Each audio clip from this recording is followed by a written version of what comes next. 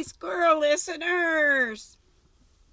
This color looks crazy today. There's a little bit better. Okay, I did rolled another hat, not quite as big as the other one, so the roll is smaller. But I like it a lot. It's wool, and it is cold. Oh no, this one's installing an update. Let's see if I can get this other one up right quick. The advantages of having two Kindles. This one's older.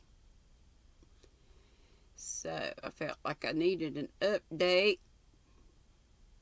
And now it's updating a new whatever. You know, you get updates ever so often. Oh, excuse me. I just been with Ginger on her Ginger the Yarn Geek. She comes on crazy early. But I'm glad she does, because a lot of times I wake up crazy early, even though I go to bed crazy late. Oh no, this one's doing optimizing system storage and applications too. Yeah, we might just sit and chat a while. Wait a minute, it's coming. It's a coming.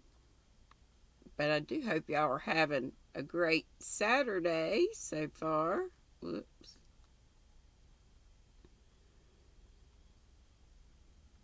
And if you're in the east, you may still be in the bed, because it's only not quite 8 o'clock.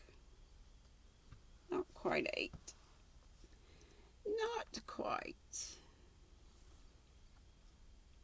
But almost 7:57. 7:57. I think we're on chapter, what, 11? Maybe? 11 or 12? Let's see.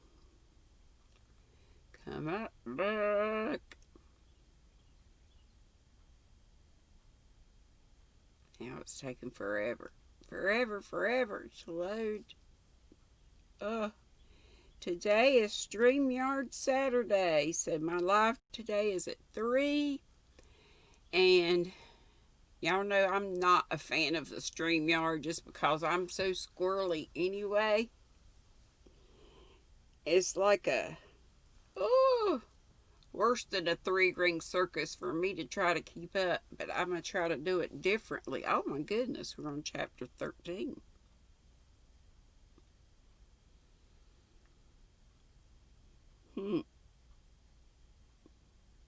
No, this one's, we're way beyond that. Let's see. I gotta get caught up in this book. Oh, goodness. I know. Anyway, I'm going to do my, that was in a different year. Goodness, 3rd year. Oh, gosh. Wish it would automatically catch up with wherever you were last time, even though you're on a different device. My phone does that.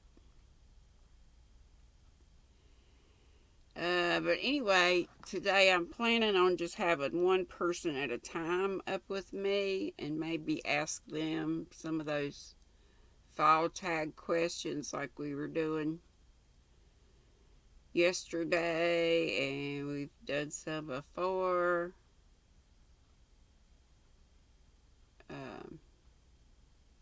Or something. I'll think something. Let's see. Okay, that's when she had supper with Minerva. Let's see, chapter 11, the dining room. Yeah, we've read that. Oh, go. What chapter were we on? I should check my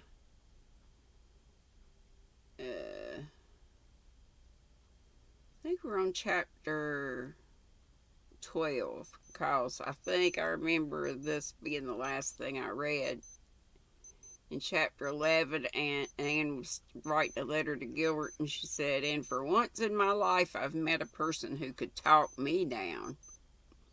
Right, so we're on chapter 12. Sorry for that little buzz that it's my watch going off saying, "Wake up, wake up."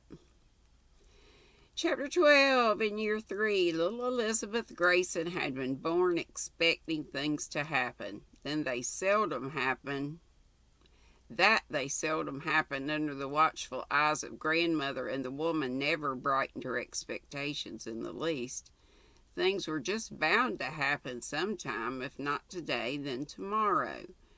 When Miss Shirley came to live at Windy Poplars, Elizabeth felt that tomorrow must be very close at hand, and her visit to Green Gables was like a foretaste of it. But now, in the June of Miss Shirley's 3rd and last year at Summerside, little Elizabeth's heart had descended into the nice buttoned boots grandmother always got for her to wear. Many children at the school where she went envied little Elizabeth those beautiful buttoned kid boots. But little Elizabeth cared nothing about buttoned boots when she could not tread the way to freedom in them. Oops. Go back down. Oh, come on. It went down and now it won't go. Okay, here we go. Oh no, what happened to my book? It went away. Doggone. Sometimes I just want to have the regular paper book in my hands.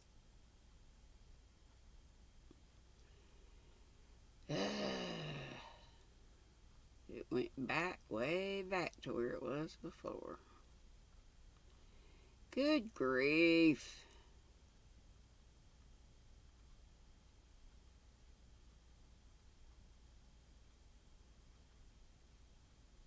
Let's see what that is. Okay. I'm so sorry, y'all. This morning it just won't get together.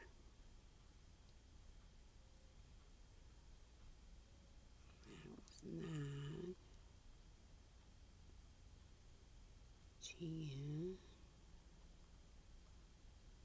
back to 11, I think. Is that where we were?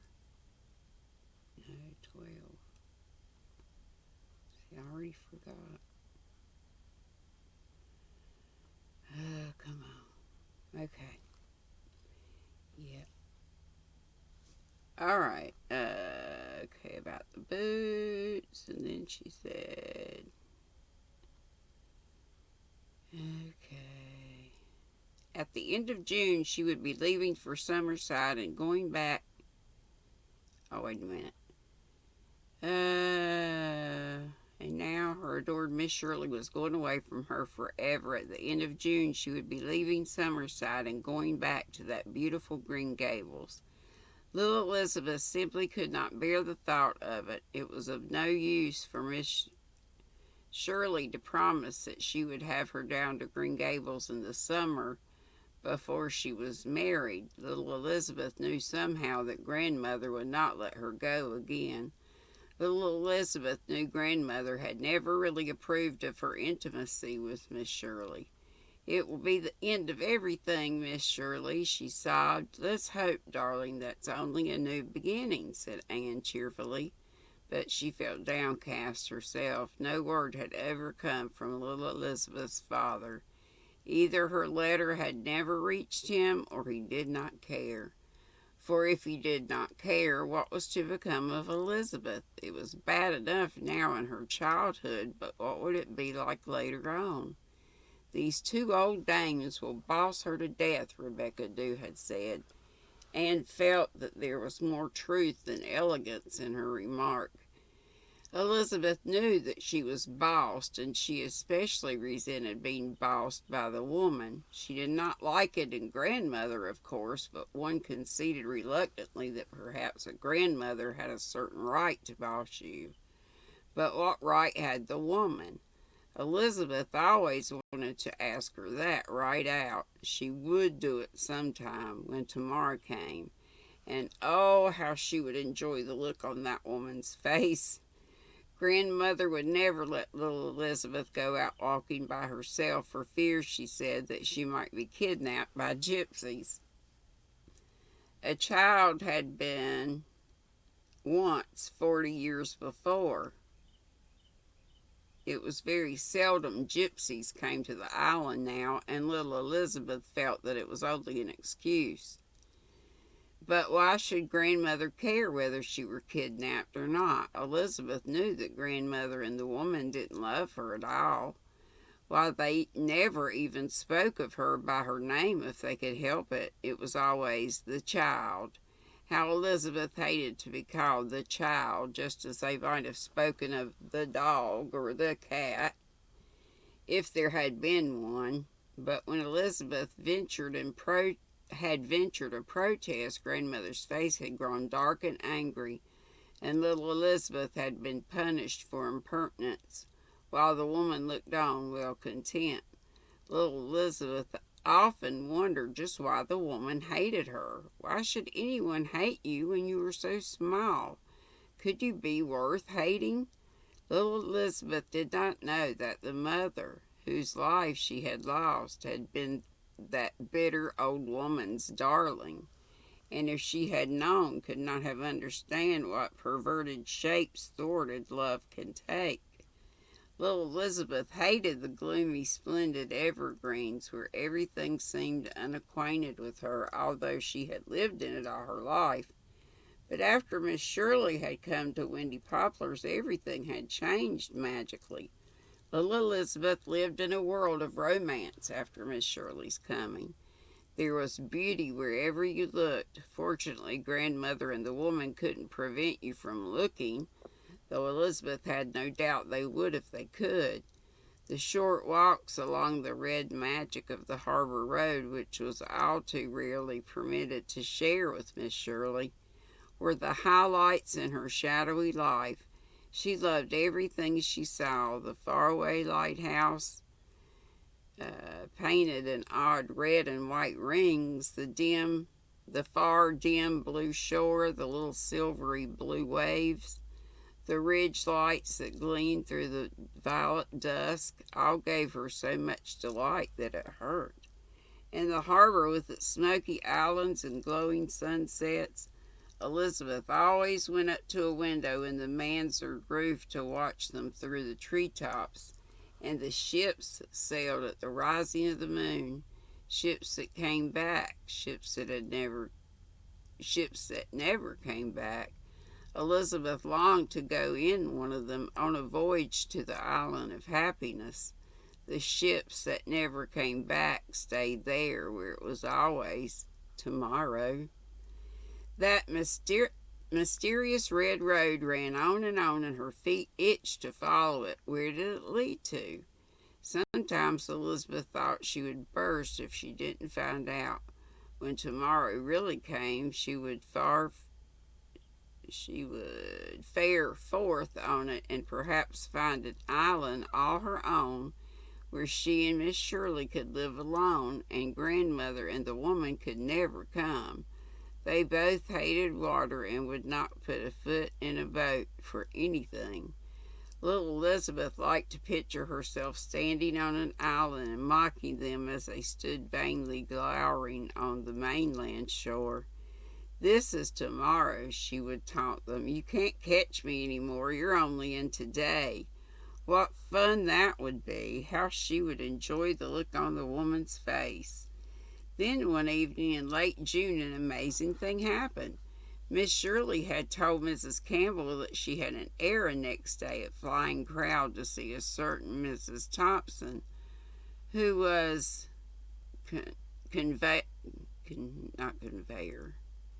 convener of the refreshments committee of the Ladies' Aid, and might she take Elizabeth with her? Grandmother had agreed with her usual dourness. Elizabeth could never understand why she agreed at all, being completely ignorant of the Pringle horror of a certain bit of information Miss Shirley possessed, but she had agreed. "We'll go right down to the harbor mouth," whispered Anne, "after I've done an errand at Flying Cloud." Little Elizabeth went to bed in such excitement that she didn't expect to sleep a wink. At last she was going to answer the lure of the road that had called so long. In spite of her excitement, she conscientiously went through her little ritual of retiring. She folded her clothes, cleaned her teeth, and brushed her golden hair. She thought she had rather pretty hair, though of course it wasn't like Miss Shirley's lovely red gold with the ripples in it, and the lovely locks that curled around her ears. Little Elizabeth would have given anything to have had hair like Miss Shirley's. It's time for a little wetting of the whistle. Circle bottle. Forgot what flavor I put in.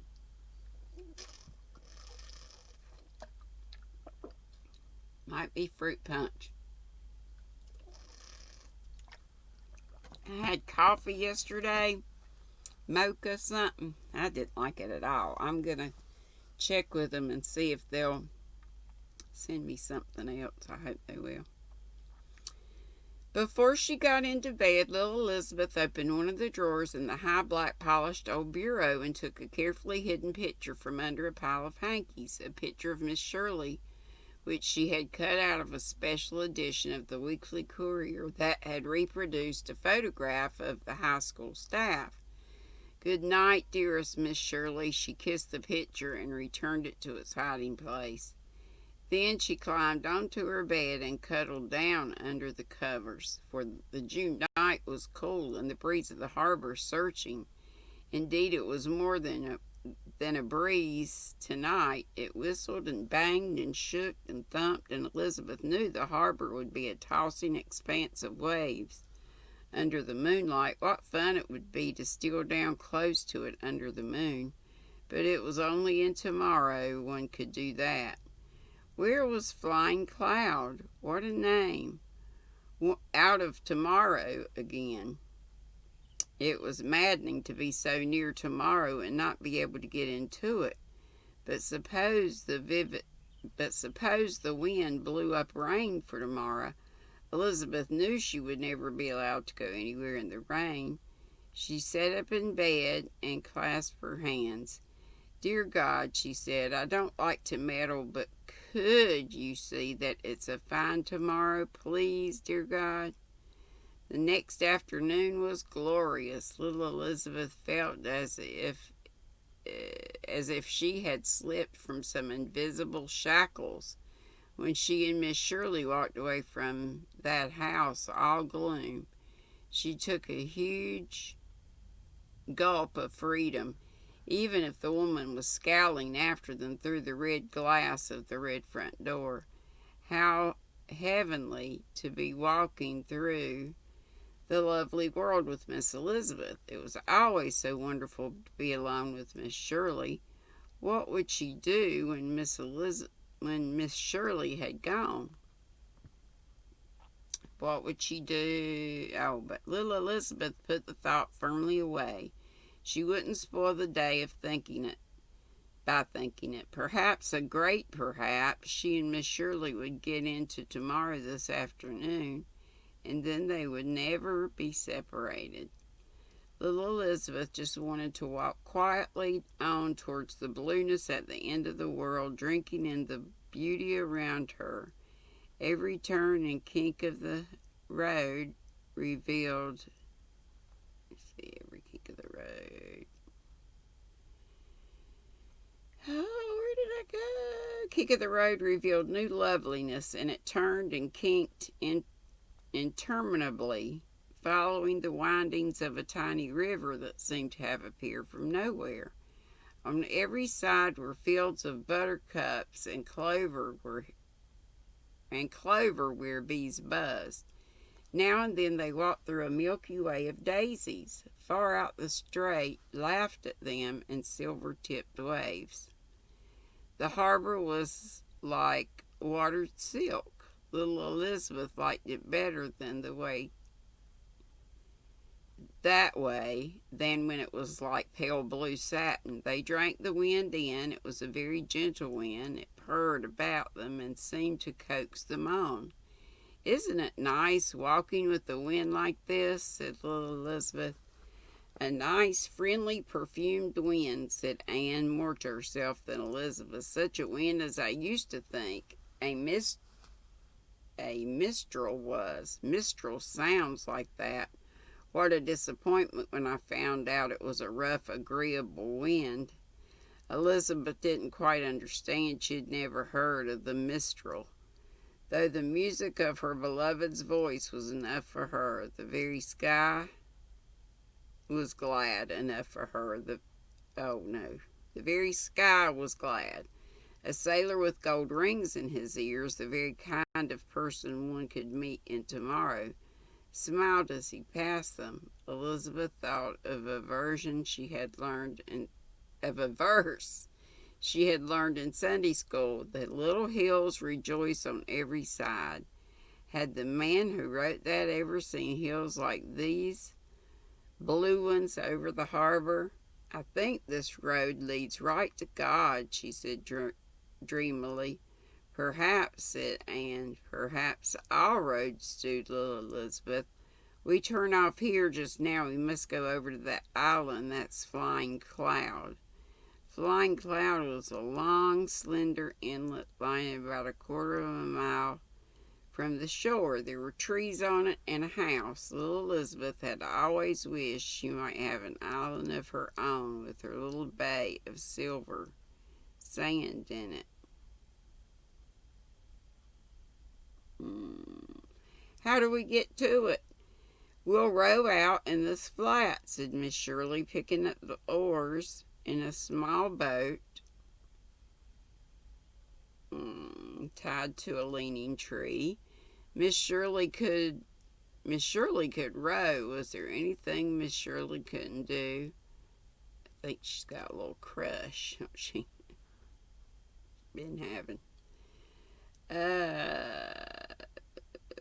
When they reached the island, it proved to be a fascinating place where anything might happen. Of course, it was in Tomorrow. Islands like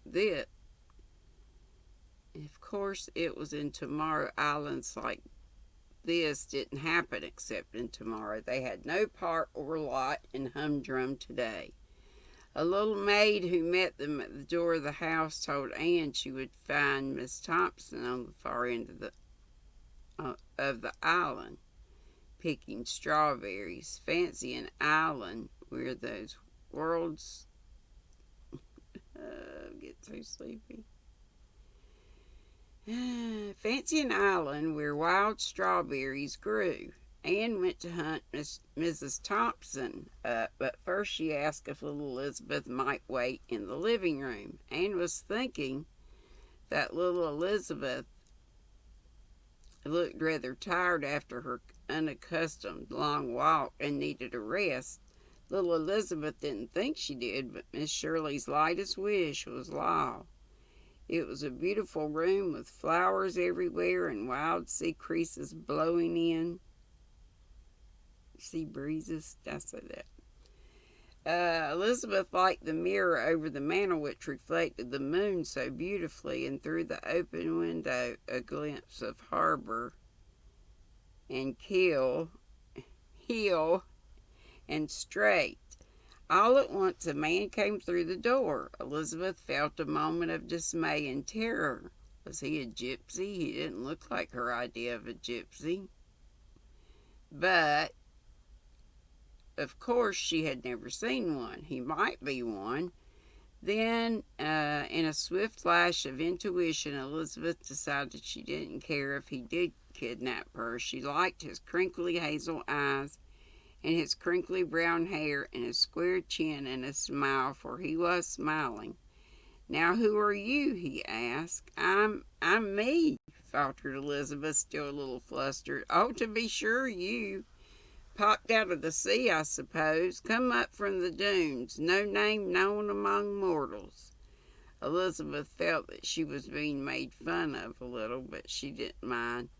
In fact, she rather liked it, but she answered a bit primly, "My name is Elizabeth Grayson." There was a silence, a very queer silence. The man looked at her for a moment without saying anything. Then he politely asked her to sit down. "I'm waiting for Miss Shirley," she explained. "She's gone to see Mrs. Thompson about the ladies' aid supper. When she comes back, we're going down to the end of the world. Now, if you have any notion of kidnapping me, Mr. Man." She didn't say that. She's just thinking. "Of course, but meanwhile you might as well be comfortable, and I promise to do the honors. What would you like in the way of light refreshment? Miss Thompson's cats probably brought something in." Elizabeth sat down. She felt oddly happy and at home. "Can I have just what I like?" "Certainly." "Then," Elizabeth said triumphantly, "I'd like some ice cream with strawberry jam on it." The man rang a bell and gave an order. Yes, this must be tomorrow, no doubt about it. An ice cream and strawberry didn't appear in this magical manner in today's cats or dogs. "We'll set a share aside for you, Miss Shirley," said the man. They were good friends right away. The man didn't talk a great deal, but he looked at Elizabeth very often. There was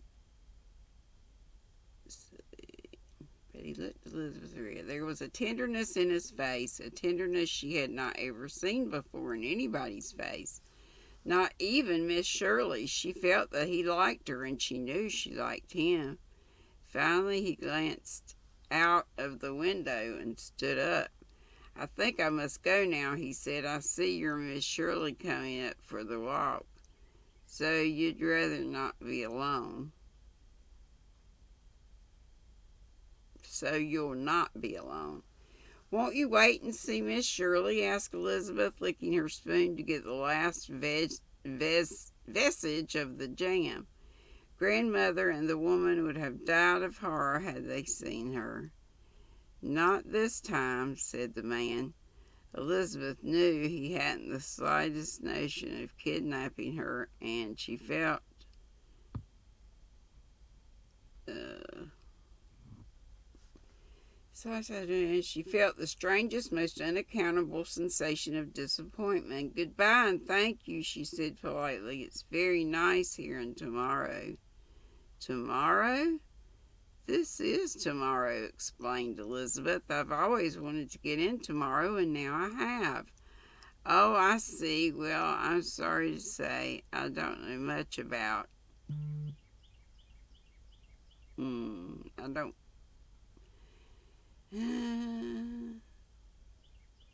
Oh, I see. Well, I'm sorry to say I don't care much about tomorrow. I would rather like to get back into yesterday." Little Elizabeth was sorry for him, but how could he be unhappy?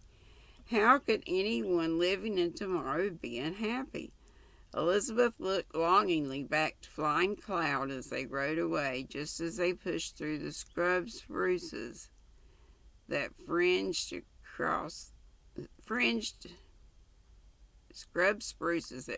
the shore to the road. She turned for another farewell look at it. A flying team of horses pulled to a truck wagon whirled around the bend, evidently quite beyond their driver's control. Elizabeth heard Miss Shirley shriek. Uh-oh, Miss Shirley's going to have an accident, I bet. And that takes us to chapter 13. Whew! That was a long one, almost 30 minutes, and I'm so sorry. As usual, I put myself to sleep reading. I hope you could make some sense out of it. Okie dokie. Read the next one tomorrow, and I hope I see you for StreamYard Saturday. And remember, I'm going to try to do it with just me and one other person up on the screen at a time. So hopefully I can keep up with the chat better and just talk to that one person for a few minutes. Then they'll go down and get somebody else up and just try to do it that way. That's all I can figure out for my squirrels. Okay, love you bunches. Have a great day until I see ya. Bye-bye. Be sweet, don't be ugly.